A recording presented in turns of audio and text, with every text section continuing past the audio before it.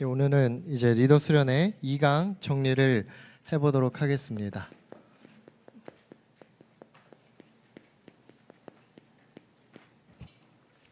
네, 우리가 저번 좀 오래됐죠. 한 달 넘은 것 같은데 저번에 나눴던 말씀이 이제 리더 수련회 때 바톤 4가지에 대해서 말씀하셨어요. 이제 우리가 이제 창세기부터 언약의 흐름이 계속 되어지죠. 그러면서 이제 세계복음화 되면은 그 언약이 완성이 되어지죠. 그 세계복음화의 언약 가운데에서 바톤이 이제 시대마다 중요한 렘넌트들을 통하여서 계속해서 전달이 되어져요. 그래서 뭐 아브라함부터 뭐 이제 요셉 뭐 그다음에 다윗 계속해서 이제 전달이 되어지다가 지금 이 시대까지 오게 된 것이죠. 근데 그 바톤이 4가지가 있다라고 말씀하셨습니다. 첫 번째로는 이제 제자. 이제 전도 제자는 기도 24를 늘 누리는 사람들이었다. 그래서 기도 24의 바톤을 전달해야 한다라고 이제 1강 때 얘기를 했죠. 그리고 오늘은 이제 전도자는 기도 25의 바톤을 가지고 있어야 한다. 이제 그렇다면은 이제 다음 주에는 이제 제자를 넘어서 전도자를 넘어서 세계화 237 나라를 살릴 이 세계화의 응답을 받으려면은 이제 기도, 영원까지 응답을 받아야겠죠. 그리고 마지막으로는 이제 영원한 기업, 영원한 작품, 영원한 유산 이거를 남기려면은 우리가 이거를 남기면은 이제 미래화가 되어진다라고 말씀을 하셨습니다. 그래서 이 4가지 바톤을 우리가 전달을 받아야 하고 우리가 렘넌트들에게 바르게 전달을 해야 하죠. 그래서 우리가 저번 주에는 이제 기도 24에 대해서 나눠봤어요. 기도 24. 그래서 우리가 어떻게 기도 24를 누릴 수가 있는가? 이제 예를 드신 게 나침반과 같다. 우리가 이제 차를 타고 운전을 할 때 물론 앞을 보긴 하지만 항상 내비게이션의 인도를 받죠. 그래서 중간중간에 이정표가 나타나기도 하고 중간중간에 음성 안내도 듣기도 하고 그래서 우리가 항상 내비게이션을 보는 건 아니지만 그렇지만 우리는 항상 내비게이션의 인도를 받아요. 그래서 마찬가지로 우리는 기도의 나침반을 계속해서 들고 다니는 것이죠. 그래서 우리가 24시 기도를 할 수는 없어요. 그렇지만 24시 기도를 누릴 수는 있는 것이죠. 그래서 기도 24를 우리가 나침반을 들고 가듯이 우리의 삶 속에서 누려야 하는 것이죠. 그래서 여기서 진짜 중요한 것이 우리의 2가지 생명선이 있는데 영적인 생명선인 기도, 그다음에 육적인 생명선인 호흡. 이거를 우리가 다스릴 수 있어야 한다. 그래서 의식화해야 한다. 라고 말씀을 주셨습니다. 그러면서 마지막으로 우리가 이거를 할 수 있도록 최적화, 이거는 우리 강단 말씀이죠. 최적화해야 한다. 특화해야 한다. 그 다음에 오늘 말씀처럼 우리가 한적한 곳으로 가서 이거를 충만하게 집중해서 하나님께 집중하는 시간을 가져야 하는 것이죠. 그래서 우리가 먼저 첫 번째 바톤으로는 이 응답을 받아야 한다. 라고 우리가 저번 시간에 얘기를 나눴습니다. 그럼 오늘은 이제 전도자 25예요. 기도 25. 우리는 이제 전도자가 본업이죠. 여러분들이 다 직장을 다니기도 하시고 아니면 학생인 렘넌트들도 있고 아니면은 뭐 주부이신 분들도 있고 그래서 우리의 본업은 그거와 상관없이 전부 다 전도자이다. 그리고 우리의 이제 부업은 이제 여러분들이 각자 현장에서 가지고 있는 그런 업인 것이죠. 그래서 이거는 부업이고 이게 본업이고 그래서 부업은 본업을 위해 존재를 하는 것이죠. 근데 지금 문제는 이것이 계속해서 우리가 망각을 하고 이것이 뒤바뀌고 있는 것이 문제이죠. 그래서 여러분들이 계속해서 나는 전도자구나. 나는 현장에 전도하러 가는구나. 이거를 깨달아야 한다. 그러려면 우리가 25시 응답을 이제 제대로 누려야 하는 것이죠. 그래서 오늘 그거에 대해서 같이 살펴보도록 하겠습니다. 가장 중요한 것이 서론에 목사님이 우리에게는 보좌의 칩이 들어가야 한다라고 말씀해 주셨어요. 그래서 여러분들이 이제 휴대폰을 사기도 하고 아니면은 이제 노트북 뭐 요즘에는 아이패드도 있죠. 근데 이거가 전부 다 공통적으로 칩이 있죠. 칩이.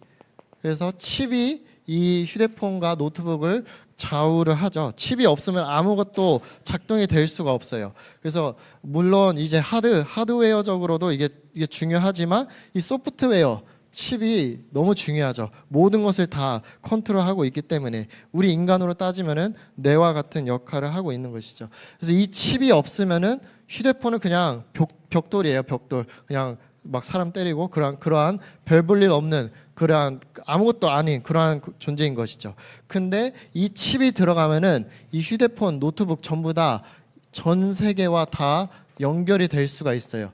우리가 지구 반대편에 있는 사람하고도 연결이 될 수가 있는 것이죠. 그리고 그걸로 뭐 게임도 할 수 있고 우리 랩런트들 뭐 인터넷도 할 수 있고 SNS도 할 수 있고 너무나도 중요한 역할을 칩을 통해서 할 수가 있는 것이죠. 마찬가지로 우리는 보좌에 칩이 우리 속에 들어와야 합니다. 그래서 우리의 몸은 칩이 뇌죠. 근데 우리의 영혼은 보좌에 칩이 들어가야 하는 것이죠. 그래서 이 보좌의 칩이 우리의 모든 전 인격을 컨트롤할 수 있도록, 그래서 이 칩은 핸드폰을 컨트롤하고 노트북을 컨트롤하고 우리의 뇌는 우리의 몸을 컨트롤하고, 그러면은 보좌의 칩, 우리의 영혼의 칩은 우리의 전 인격, 우리의 영혼과 마음과 생각을 전부 다 컨트롤할 수 있도록 우리가 이거에 완전히 맡겨야 하는 것이죠. 그래서 이 보좌의 칩이 777이다. 그래서 7망대, 7여정, 7이정표, 이 칩을 우리 안에 이제 삽입을 해야 하는 것이죠. 그래서 7망대, 우리는 이제 파수꾼이죠. 파수꾼이기 때문에 이 7망대의 보좌의 칩이 우리 안에 들어와야 돼요. 그리고 우리는 이제 순례자죠. 그렇기 때문에 우리는 그냥 길을 가는 것이 아니고 그냥 사는 것이 아니고 이 7여정, 나침반을 따라가는 것이죠. 그리고 우리는 7이정표, 정복자로서 아시아도 정복하고 마게도냐도 정복하고 로마까지 정복하는 그 응답을 받아야 하는 것이죠. 그래서 여러분들 이 보좌의 칩을 여러분들에게 딱 설치를 하시기를 바랍니다. 그래서 이 응답을 받은 성경의 렘넌트들을 같이 살펴보도록 할게요. 그래서 우리가 25의 응답을 받아야 하는데, 이제 성경의 렘넌트들은 먼저 24시를 계속 누리고 있었어요. 이 나침반 그리고 이 제자 기도 24 이거를 계속 누리고 있다가, 그러다가 어느 날 25의 특별 기도를 합니다. 25의 특별 기도.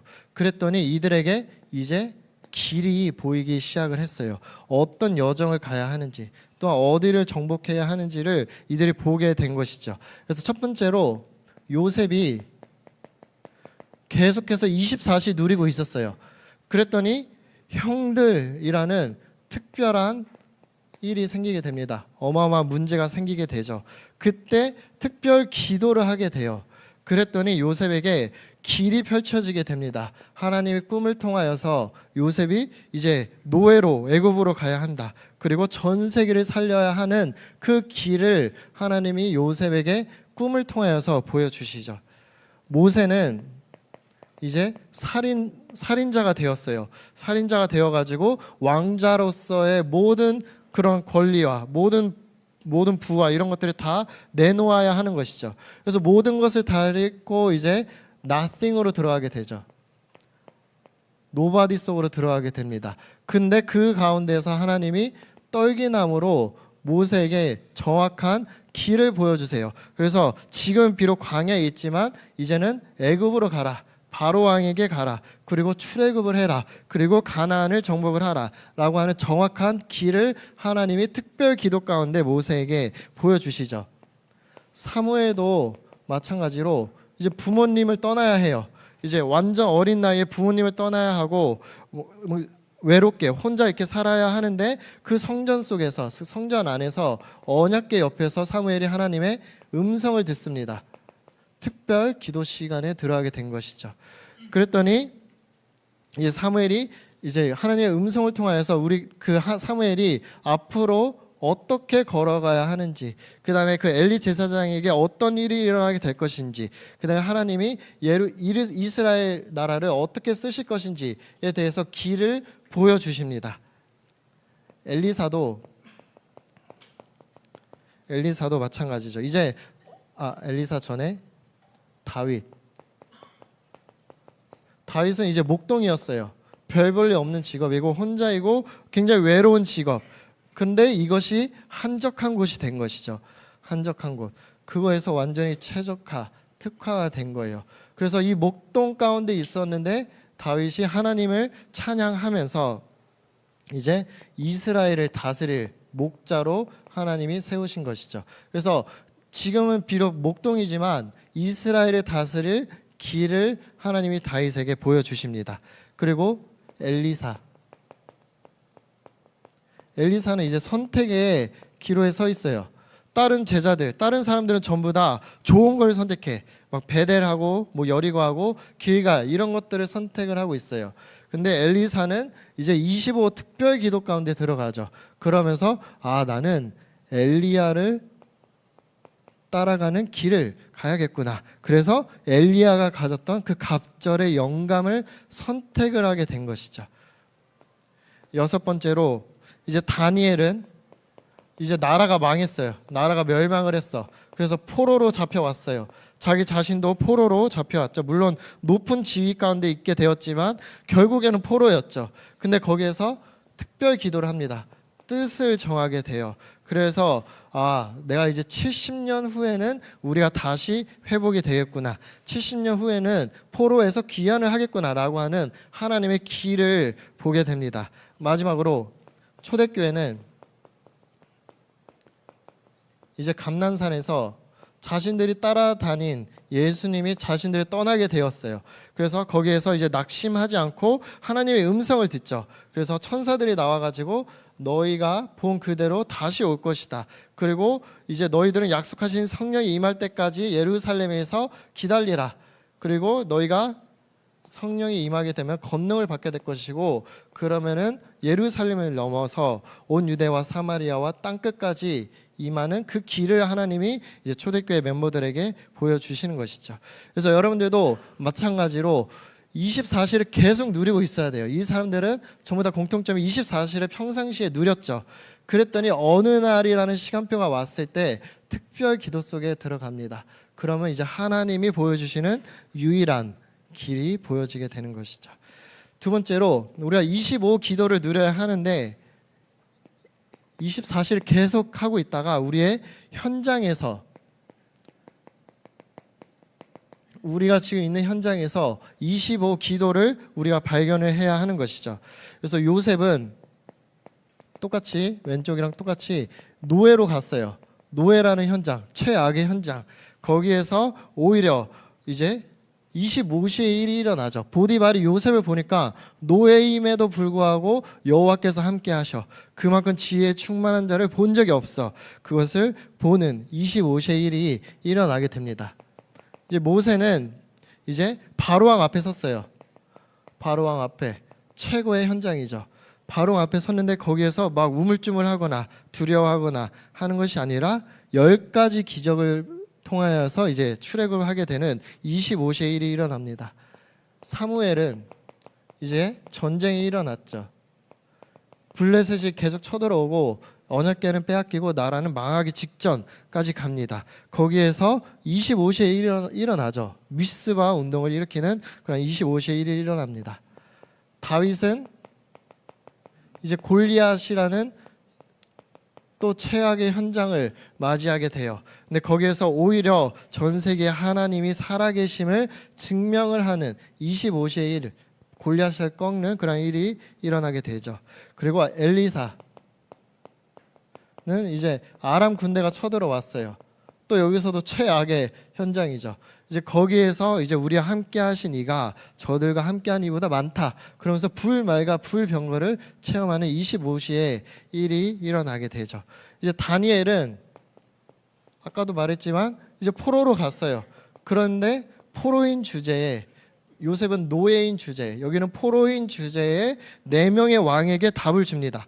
요셉은 보디바가 왕에게 답을 줬죠. 여기서 다니엘은 4명의 왕에게 답을 줘요. 그 정도의 이제 25시의 일이 일어나게 되는 것이죠. 마지막으로 바울은 이제 1, 2, 3차 선교 여행을 떠나면서 가는 곳마다 25시의 일이 일어나는 그런 기적을 체험하게 되는 것이죠. 마지막으로 우리는 24시를 계속 누리고 있어야 돼요. 이거가 전제 조건이죠. 나침반을 가지고 있어야 돼요. 그 가운데에서 이제 25를 우리가 직면하는 사건들 가운데서 발견해야 하는 것이죠. 그래서 요셉은 이제 어느 날 바로왕이 꿈을 꿨어요. 꿈을 꾸는 어마어마한 사건이 일어나게 되죠.